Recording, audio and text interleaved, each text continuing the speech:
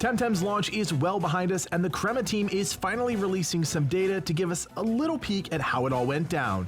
My name is Codiak, and welcome back to the Legion Gaming YouTube channel and another exciting Temtem video.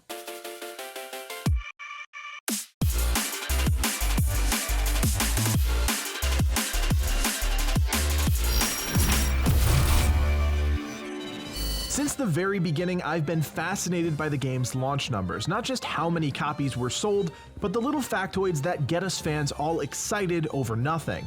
That being said, there were a number of fun facts I wanted to talk about, and remember, these are data points from the Crema team, not something we put together ourselves. First off, we have to talk about the most dangerous wild Temtem, Skunch, or Scale. They may have had some things mixed up back at Crema HQ. Regardless, one of those Temtem have knocked out 36,569 Temtem. Quite a feat. What's more impressive is the number of Temtem being born and bred. Tamers across the archipelagos have created 1,418,517 eggs since the launch of the game, easily the most impressive number in the set. Whether this be casual players experimenting with the system or hardcore fans building their perfect team, it's safe to say the breeding system is rather popular. Moving on to some more battle-hardened stats, 369,035 Tamers were one-shot during the first encounter with Max, which begs the question, how many players were able to avoid being one-shot? A mystery we may never know the answer to. If you reach the first dojo, you've most definitely encountered Sophia, who's taken out 233,155 Tamers, wiping them out of Temtem and sending them packing. It's a pretty startling number and a good reminder to everyone that Temtem is accessible to players across the spectrum, from super casual to the most hardcore. Since we're talking about battles, let's talk about competitive play. For anyone following that scene, I'm sure it's no surprise that Kinu is the most picked, while Volorend is the most banned. Both Temtem are rather viable in the current competitive meta, which makes the fact rather predictable. Volorend gets the additional honor of being the least encountered Temtem out in the wild. Finally, let's talk about everyone's favorite topic, Lumas. 5.42% of all current players own a Luma, and around 32,711 have been captured since launch. I don't know about you, but I am definitely not part of that 5.42%, and with the decreased encounter rate ensuring a run-in is even more rare, I have no illusion that I'll be capturing one anytime soon.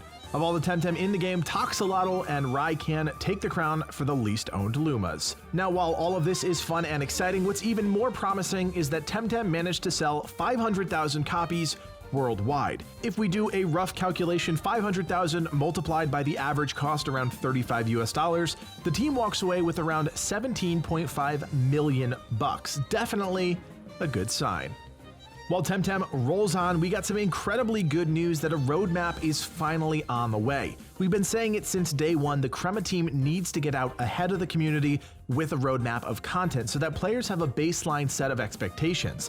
This worked incredibly well for Risk of Rain 2 during their early access period and helped really establish that game as one to watch. Expectations were clear and the team delivered.